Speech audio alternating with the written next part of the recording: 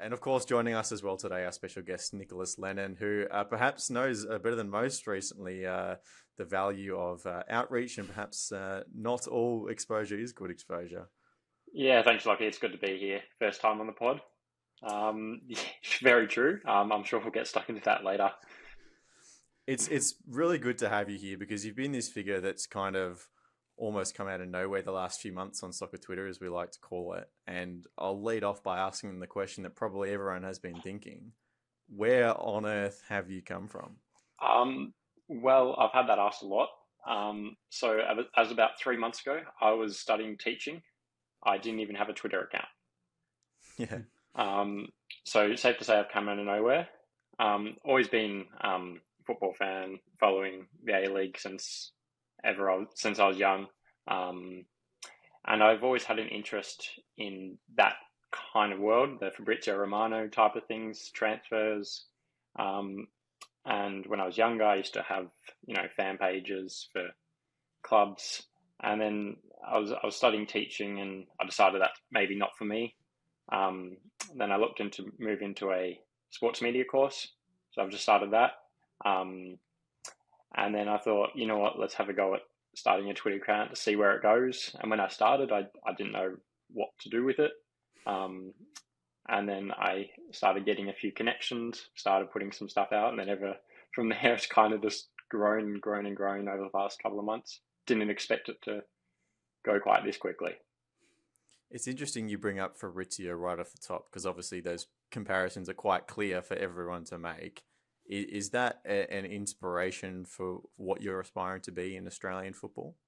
It wasn't at the start, but I think as I've gone along, I keep having people call me the Aussie Fabrizio, and it makes me want to keep on going and keep on building my portfolio, I say. But waking up every morning, obviously living in Australia, seeing Fabrizio's tweets and stories and seeing all the news, it's one of the first things I do in the morning. And as I said, I've always had a passion for that type of thing, transfer news, seeing what's going on. The Fabrizio remarks do make me feel quite good, like I'm going somewhere with this. And I hope to continue building and then, label myself the Aussie Fabrizio. Well, you mentioned that you started that, your Twitter account sort of from scratch, didn't really know what you're doing, and you just slowly built those connections. And obviously that's a big part of doing that sort of transfer news, is having those connections. How, first of all, did you start building those connections, but how do you go about then getting the information that you need to be able to break the stories that you do? Yeah, well, when I first started my account, I don't think as soon as I set it up, the aim wasn't to be this transfer guy.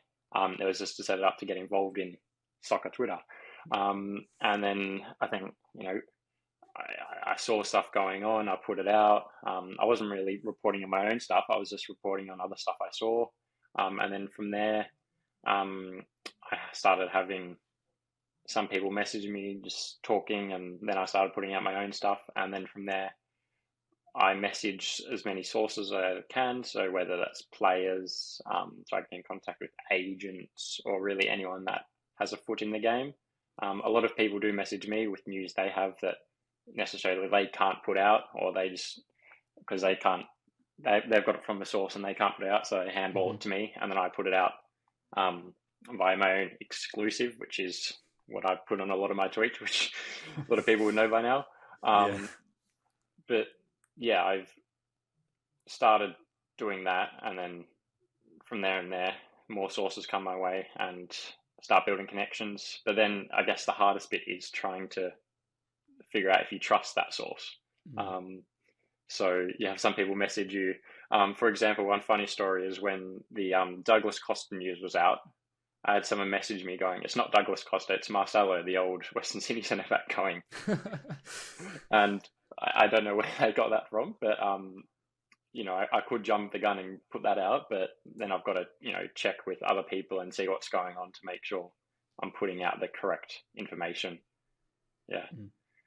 Well, I guess just on that, talking about the exclusive tag, because that's been the complaint from a lot of people on soccer Twitter, that you're putting stuff out that may not necessarily be exclusive per se. And the Douglas Costa one's a great example, because Sydney FC put out their promo video. 10 minutes later, you put out exclusive Douglas Costa to Sydney after people had already identified that Douglas Costa was the one in the video. How did that particular day sort of work, and how do you respond to that sort of criticism? Yeah, so that's a funny one. I found out 2 days before the news, actually, that I was trying to verify it and make sure I could put it out. And then when I officially found out that it could go out, it just happened to be very poor timing. And as I was writing it up, Sydney decided to put out the promo video. And from when I started writing it to posting it, the promo video was out, and I was a bit late to that one. But for example, with Wine Matter the other day, there was obviously the rumours of him going to Western Sydney. They kind of died down. At the Wanderers Forum, there was denied that it was happening, and then I found out it was happening, and I put that out, and then about 10, 20 minutes later, Fabrizio Romano put out that here we go, Matta's going to Western Sydney, and then later that night it was announced. So that was, my exclusive, but I guess because I'm not as big of an account as Fabrizio, obviously, he got a lot more traction for it, and then you see the fan pages and all the accounts in Australia sourcing Fabrizio for it. Whereas, officially it came from me, the news that he is signing on there, and their deals of the contract. But stuff like that, I guess as I build myself, it'll change. But at the start, it's kind of hard to have people, I guess, trusting you, because I'm sure we'll touch on that. You do get stuff wrong as well. Obviously, building this kind of reputation takes a lot of time, and in order to do that, you have to be correct over a consistent period and build that trust up with people. I think a lot of people would assume, especially in the early days when they saw your stuff, that you're perhaps hearing it from, one or two or three people and then clicking go, and then maybe the bar or the threshold for a post or whatever is a bit lower than what it actually may be. And I think hearing you say that you have the Douglas Costa news 2 days before you posted about it will be relieving for a lot of people. Can you put a number to it in terms of how confident you are in a piece of information before you post? Is it 80%, 90%, 99% before you're confident in putting out there? And has that threshold changed at all throughout this last couple of months? Yeah, well, it depends. It's definitely changed. Depends on the source. If I get something from a source that I know it's 100% true, I don't even need to check. I know that can go straight out because I know for a fact it's true. But for example, sometimes people will message me with information they have that they can't put out. So then I'll need to do as much digging as I can into that to make sure it's true, asking them questions and asking around anyone else I know in the club or in the game that can verify anything to do with that. And sort of in a similar vein, and this is something that Fabrizio Romano has copped a bit of flack for recently, is this idea of people, when they're giving this information out to people to put out there on social media, they typically have an agenda of some sort, whether that's to, promote their player and push the image of them, to test the waters with a potential transfer to see what might happen, whether it's agents or whatever. How do you sort of handle that side of things? Well, I guess I can't touch into too much detail without giving too much away, but I do have people message me with people they may work with personally or know personally and give me information that they want to go out. So that normally happens with smaller players. So I guess that's kind of sometimes trying to force a move if they message me with that information, wanting it to go out, saying they're going to leave the club. Or if it's quite a small player, they'll give me the information, which not necessarily is major news, but because it's something they have connection to, whether agent or connection with the player, they'll want it to go out. And I guess Fabrizio do that quite a bit. We've heard Fabrizio say in the past, players message him saying, "Can you put out this news?" I haven't had anything like that before, but I can see your point. Are you surprised at the fact that that's happening already to you? Because obviously Fabrizio has this huge following, and don't get me wrong, you're growing at a very fast rate.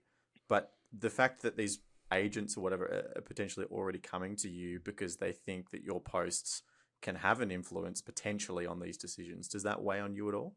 Well, I suppose surprisingly, it was actually quite, I'm going to say, easy to break into the Aussie market because there aren't many doing what I am doing on a daily basis right now. Obviously, there's people putting out news, but on a daily basis, putting out new news. So I suppose once I started getting that, then I became quite recognizable. And a lot of people are now like remembering my name because I am the one, I would say in Australia right now, that is breaking the most transfer news. But yeah, I guess the first month or so, which was a bit shaky, it's trying to build relationships with people, and they find out who you are, then you build trust, so then they can trust you with the news you put out. There's always stuff, there's news I have at the moment that obviously can't put out, whether it's people have told me, they say don't put that out yet, or speaking to players individually, they say that can't go out yet. So as much as news I put out in a day, there's still a whole notes list on my phone that has news that I have there that can't quite go out yet. Any chance you can give us an exclusive? On the fight exclusive. Look, nothing. I can give you guys right now, unfortunately. But keep an eye out on my Twitter, and you might see something soon. Well, you're talking there about those, that first month in particular, and about trying to sort of build your profile so that people know they can trust you. And during that time, you receive quite a lot of pushback, from social media in particular, who, let's be honest, there were a lot of very, very strongly worded comments made your way. How did you personally deal with that to be able to just sort of almost move on from it and continue on with what you're doing and not be disturbed by it or put off by it or anything? Well, first I'll just say I never seen a negative comment on Instagram. It is just Twitter. Wow. A lot of people are quite opinionative on Twitter. But yeah, the first month or so, obviously I didn't have any real connections or trust. So I guess as I was new to it, if I saw a bit of news come out, I guess I'd just jump the gun and put it up. And I've obviously learned from that now to fact check everything. But at the start, I was definitely inexperienced and trying to be first to everything, and then eventually learning some stuff isn't true. And I guess that makes a good segue into one of the next questions we had, which was the A-League men's fixtures. You reported that it was coming at the end of August. Joseph Esposito, who's one of the media people at the A-Leagues, quote tweeted that with false. And I guess how did that sort of play out, given that the fixtures came out later that week? Received a lot of flack for it. That's for sure. So I got a message from someone saying that's the case. I tried to fact check it with others, and one more person confirmed it that had not an involvement at the club, but had a foot in the door at a club. And I guess, as I said, I was still new, so I guess I tried to jump the gun a bit too early on that one. Try to put it out because it was obviously a big story. And then at the time I had confidence this was true. And then obviously it got retweeted saying false. And then once it was confirmed, I think it was the next day, the fixtures got released. Then the next day or the day after, then a lot of flack came my way in the comments and the DMs as well. A lot of people messaging me individually, criticizing me. How far do you think that put you back? I think it put me back a lot. Basically, I was the talk on the app for about a few days. I was the main headline on soccer Twitter about me, and I think it definitely didn't help me because at the time I was trying to build. I guess I hadn't had any major exclusives at the time, and then I put this out and it was wrong. So then there was a stage where I was kind of like, what do I do now? Am I like not trusted by anyone? Do I continue with this? Am I going to be able to rebuild my reputation? And then I guess over the next few weeks after that, I found a few sources and I put out quite a bit of news. And what I've done with all the people that criticize me, I think it's the same 10 people. It's the same people every time. So what I just do, instead of blocking them, because then they will put out posts saying, oh, he's blocked me, you can't deal with the criticism. I just mute it, and then I don't see what they comment. For all I know, I could have comments on every one of my posts right now from them, but I don't see it. So that helps me a lot because I don't see the criticism anymore. And sure, stuff, I don't think there's anything over the past month or so that I've got wrong. One thing that a lot of people comment on is how stuff I say doesn't come true. For example, Trent Sainsbury. He has obviously come back to the Central Coast for the season. Originally, he wasn't open to an A-League return. Didn't want it. As the couple of months went by, nothing came up overseas. So he had an offer from Central Coast, and he decided it's time, I will come back home, even though originally he wasn't open to it. So I guess what I put out wasn't wrong, but because it changed over time, it looked like I was wrong and I didn't know what I was talking about. I'm curious, after this, it's potentially been 4 or 5 months, something like that, since you started July, so only a few months now. What do you think at the end of that process right now is an acceptable level of stories correct to stories incorrect? I mean, it obviously depends on how many stories you put out. At the moment, I feel as I'm putting out, sometimes I put out one a day, sometimes I put out a few a day. I mean, I obviously don't always do exclusives. If I see news from another source, I'll put it out and source them in the tweet or the. Let's talk your exclusive stories that you're releasing. Yeah, you're always going to get some. Fabrizio gets them wrong. Like everyone, you're going to get stuff wrong. As I said, I try to double check everything I put out. I feel as though, again, over the last couple of months, I haven't really got anything wrong as such. There's nothing that's confirmed as wrong. There's stuff that hasn't happened, like Trent Sainsbury. But again, I wasn't really wrong there. But yeah, you're always going to get stuff wrong. You're always going to get criticism for it. But as long as you keep putting out news that mostly comes true, I think people will continue to trust you. Can you give me a number? Like over the course of a year, like a percentage? What do you think? It's hard to say. I mean, I'm 3 months into this. I'd say a good 90% of my stuff has been right, whereas a few have been wrong. Whereas right, I mean, confirmed as true. Some stuff is just rumors, just talks, and I put that out knowing that good chance it doesn't happen. But at the end of the day, it's news. The number I'd give you is 90%. Okay. Interesting. To sort of get around this, obviously wording of things is very important. I have a background in law, so the word allegedly is thrown out all the time. It's kind of a similar thing here with transfer news, right? In that you've got to be very careful about the words that you choose.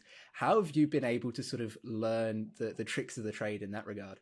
Yeah, sometimes you sit there with a tweet and you sit there for about 15 minutes typing it out, trying to reword it, trying to make sure the words are right. I'm not verified, so I only have the allowment for how many characters is it? I think it's 280. 280, yeah. Oh, 280? Yeah, so I've got to try to keep them short and sharp. But yeah, trying to word it whether I say done deal or officially signed, or it's about trying to word it right. So if something does change, or if it's not 100%, it doesn't come back to bite you, I guess. Yeah. Is that where you can then sort of look at the likes of a Fabrizio Romano or a David Ornstein and see the sort of things that they do with, obviously it's going to be different information because they're talking about different players in different clubs, but similar types of information. Can you sort of learn from what they do and how to then incorporate that into what you do? Yeah, well, obviously Fabrizio is known for Here We Go. I guess I've kind of been, I mean, it's not my own thing, but I guess everyone knows me as, putting out the exclusive in big capital letters. Yeah. That when people are scrolling down and they see big capital letters exclusive, they're going to stop to read what it says. So a lot of people say you don't need to go spamming exclusive on all your stories, but at the end of the day, people are going to see it. They're going to stop, read, and interact with it, which, again, I want to be the one that puts out the correct news, but at the same time, I need to build my following, build the interactions. So I need to do what I can to reach out and have as many people as possible see and read and interact with my news. And one of the things, like we already touched on it a little bit, is this idea of building those relationships. And you've got agents coming to you, and sometimes they want that deliberate information to come out. You've got to use sort of a non-football comparison here, but you've got if you look at the NBA, you've got the likes of Shams Charania, you've got Adrian Wojnarowski, who do that sort of dealing in information where it might be, okay, agent A says player A wants to move to this club. Can you put that out? And in return, I'll give you this little nugget of information, but only if you put this out. Or, player B, agent B says, okay, that's not true, but can you put this out because I need this sort of information to go out so that I can get my client a better deal? How do you sort of balance that a little bit more, given that, we already talked a little bit about Fabrizio as well. He's done a lot of stuff, promoting Mason Greenwood, so there's an agenda there. How do you sort of balance that? Obviously, if an agent comes to you, you want to build a connection with them. So if they come to you with a bit of news that they want to go out, I feel obliged to almost put it out so then they can come along and give me the bigger news. So if they come along with a little sprinkle of rumor and they say, can you put that out? Then if I put that out, then they can trust me to put out more news from them. I don't want to force any agendas with players but yeah, it's about obviously building the connection. So if I can start developing trust with agents or anyone involved with the club and they can trust me, then I will put out those sprinkles that they want me to, so I can keep putting out more news from them. Because if I lose the trust of a source, especially one I'm close with, then that's less news I can put out, which means less growth for me. Why do you think no one else has been able to do what you've done in Australia? There's obviously in the past it's happened, but obviously with the current state of the A League at stages, it's not as big as it used to be. I'm not sure. Obviously, I've come into the market and I've broken into it straight away. I wouldn't say I found it easy, but I think it's easier than I thought it would have been to build these connections. My advice, obviously, I always want to be the first to break a story, be the first one to put it out. When I see someone else put out a story, I'm kind of like, oh, bugger, I wish I had that one. But at the same time, I wish I had, that competition as well. All these people putting out these stories. So then, because at the end of the day, it helps people talk about the game. It gets people talking, gets the excitement up, and yeah, the competition is healthy. And another thing that we've sort of also seen in the past as well is that when these sort of accounts come along, they come out of nowhere. They've all done it, behind an anonymous profile. They have, and I forget some of the names, but I think Joey Lynch tweeted once where it's like, anytime someone puts out information behind an anonymous profile that's only come along in the last couple of months, be very wary about where it's coming from. What made you want to just, go in, put your name and your face to everything that you're doing? Yeah. Well, I said when I first created the account, the plan wasn't to go down this path as such. So I guess when I started putting out a couple of things, it was a little too late to go and hide behind a profile. I guess I could have gone and created a new account and made it up. But this is where my future I want to have in football media. So I guess this helps get a foot in the door. People know who I am now. And then I can only continue growing from here. If I hid behind a profile, no one would know who I am. It could be hard to gain trust between sources because they wouldn't have a face to put or even a name to put with me. So it's about, it's. I know more people trust me that my name and photo are out there of me. I've had one person before try and message me and say I'm a fake account. It's all set up. They know who I am, which I don't know how to react to because I've put my name out there, my profile pictures out there. I'm here, my face is here. I'm talking to you guys right now, so I'm as real as I can be. I guess again, it's at the start that wasn't the plan for what happened, me going down this line. So it was kind of too late to back out of it once everything started happening. And then, so I guess, what's next then for Nicholas Lennon? What's that ultimate goal that you want to sort of get to? What's the point you want to reach with, sort of on this journey? Well, I'm studying sports media right now, doing my bachelor at Holmes Glen. So I only started that about a month or so ago. So I guess over the next, that's a 3-year course. So I've started this. I do want to move into maybe a commentary role. So possibly MPL next season.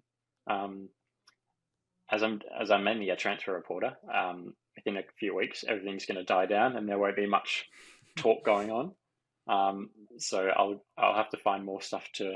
I guess I'll be putting out as much as I can, but in the middle of the season there isn't as much to talk about as clubs aren't signing anyone. There'll be rumours, but I don't think anyone's going to be signing anywhere for a while.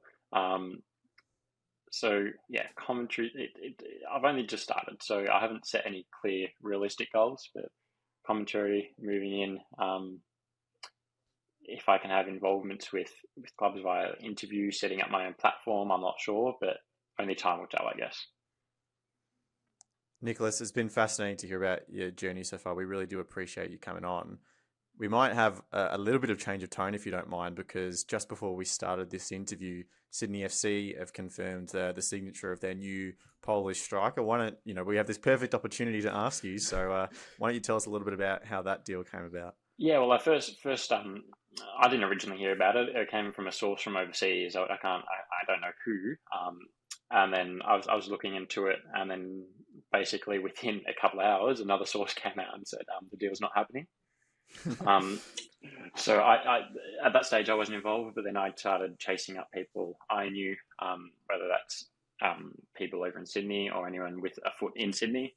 And then over time I heard that the deal negotiations are still going on, even though so it was rumored originally that he was signing, and then someone came out a couple of hours later to say he's not signing, he doesn't want to go, but then the whole time he was still in negotiations.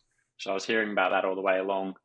Put out a couple of updates, and then recently, just about a week ago, I got confirmation from someone that it was a done deal.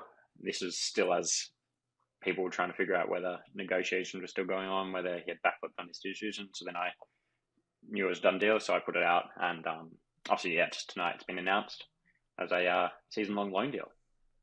And the option to buy as well. The option to buy there, as well. I don't have a fee on that one. As of yet, I'll chase it up.